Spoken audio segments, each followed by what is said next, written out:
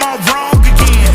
I got a low tolerance, cause they don't even know what the problem is. It's me. You waiting on the boy to fail, then hold your breath and face your death. Cause you play a roulette with each step. I progress no less. Go ahead and place your bet. Bang! Neeves Knives, I'm Jared, and today we're checking out the PICHI KAMETAs. I think I'm pronouncing that right. It is a Canadian company, and what they've done here is they basically made like a building block knife. So it comes with, or you can get different parts. This is a Kickstarter. Everything will be linked down in the description, but basically you can get like different color materials and, you know, and assemble them the way you want. The knife is basically all put together and functional without the scales, and the scales are an afterthought. Not afterthought, they go on after. So the knife's all put together, and then the scales that you pick are very easy. They're just these two screws because it stacks. So each part, there's 3 parts on each side. They stack against each other, holding each other in. So these 2 screws hold everything together. The pivot, these go right over, as you can see. So like the hole, it just literally drops right over it, making it a pretty unique deal here. You can see there's different color handle materials. They give you even extra screws, just in case if you lose one, or at least I got them. I do like this little pocket sheath that they sent. But as far as the knife goes, let's talk about the knife after I've put it together. This is the colors I went with. I liked the thought of the copper with the black. I would have loved to have seen a copper backspacer, but regardless, this is a really cool little, you know, setup. It has really good flipping action, and the one reason is because of how high that flipper is relative to the pivot. And then it has a VG10 blade with an upswept, I don't even know what to call it. Is it a straight back? Yeah, a straight back Tonto with an upswept edge. You do have an Americanized Tonto, and like if you look, the blade kind of has like an X on it, which is pretty cool. It definitely matches the handle for sure. It is a liner lock, and these are titanium scales, but the liner is steel.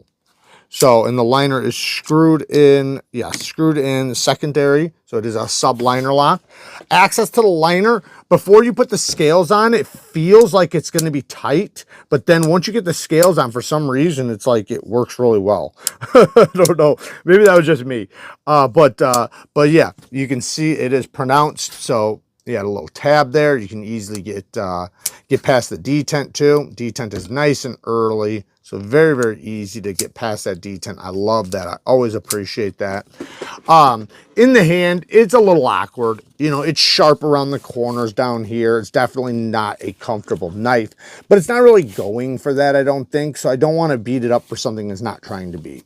It's a unique design that obviously you can use as a knife. Like 100%, you have no issues using this as a knife.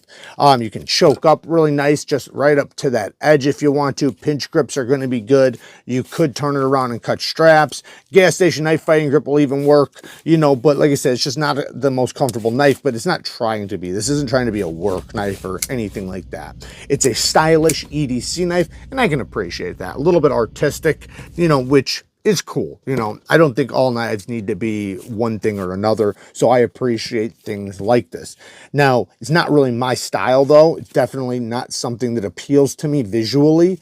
The sharpening tool and plunge grind could be a lot bigger. So, you know, open that up, because you can see the plunge grind ends way past the edge. That plunge grind ends like right here, and you can see that when you look at the edge. So when I sharpen it, it's going to pose some little issues back here. It's not going to be crazy bad or anything like that, but it will be something you will see after one sharpening.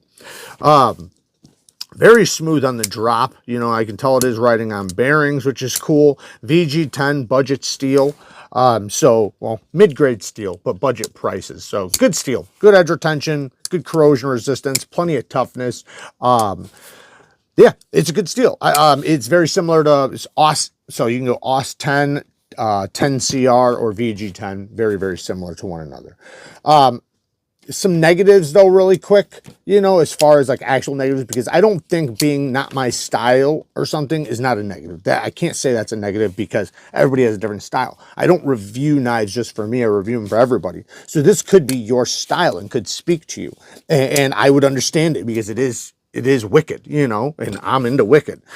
But as far as negatives on the knife, one, these corners are sharp, like I said, so it is really poking me right here, and just, you know, like you can see, like when it's in your palm, like you feel every corner down here. That is annoying to some extent. Is it horrible? No, and I do think you adjust, so you wind up adjusting to where you never feel it. Other than that, like I said, sharpen, show, and plunge grind. Next thing, the screws were T6s instead of T8s. I would say these are mandatory, need to be T8. And the reason why is because you're talking about taking off scales on and off and being able to swap them around, have one color one day, another color another day, or whatever you want. And if you're taking the screws in and out, in and out, in and out, you might want to put Loctite on them. And to fight Loctite every single time you take them out, you'd rather have T8s. They're going to be a lot less likely to strip. The corners inside of a T6 are just much more brittle and easier to wear than a T8. So the next thing is a proprietary pivot. I'm surprised you went with a proprietary pivot. I didn't get a pivot tool, but it is just a triangle. I probably have that bit in my arsenal. I'm not sure, but I know a lot of people will not have that. And I might not either. So it'd be cool if they at least offered the tool inside the box or inside the package. Next thing, because these scales are stacked, like there's no screw holding this in or this in. These two are holding this one thing in, that's holding everything else in. So you do feel a hint of movement. It's not bad, but it almost feels a little rattly. If that makes sense. Like that's not really that big of a negative because I understand why it's happening. And I don't think it's gonna hurt anything. Perfect centering. Yeah, and that's, you know, basically all the negatives. The only other negative I could give it is, and I understand why some people would want geometry like this, but this is thick geometry. This is very, very robust. When I sharpen this, my bevel would be a lot bigger if I sharpen it the angle I would want it. So I'd have to put a high edge angle on here so it doesn't look awkward, because you don't want to sharpen it and have your bevel be all the way up to there, right? Well, this is thick and it gets thick quick. So in order for it to go from there, because remember, the grind doesn't go all the way up to the spine, it starts right there. So in order to go from this thickness to this thickness, that's a fast, rapid drop. That's like an axe. That's the way an axe is built. So I would prefer this to be a deep hollow grind and then maybe a dual grind or something, just in order for it to have a little bit better cutting geometry. Now, the reason why I say I understand why some people want this, some people want a small knife they can be tough on. And I don't mean batoning and doing crazy stuff. I'm talking about, like, you know, like punching your knife into something and maybe slightly prying a little bit. And I'm not talking about heavy duty prying that you do with a pry bar. I'm talking about just light duty stuff. You know, kind of like how, you know, sometimes I'll take the box right here and I'll pop it in and pop it out like that, stuff like that, just little things like that. And with a narrow knife like this, a narrow blade, this could be very useful in those ways. So you wouldn't want to break the tip or break anything doing that stuff, but, you know, with this case, you're not going to have to worry about that. But it will sacrifice the cutting performance. So you have to decide what's more important to you between those things, because a lot of people do minor cuts that don't require good geometry. You know, you could do it with basically anything. So as long as it has an edge, it's fine. One other negative, no clip.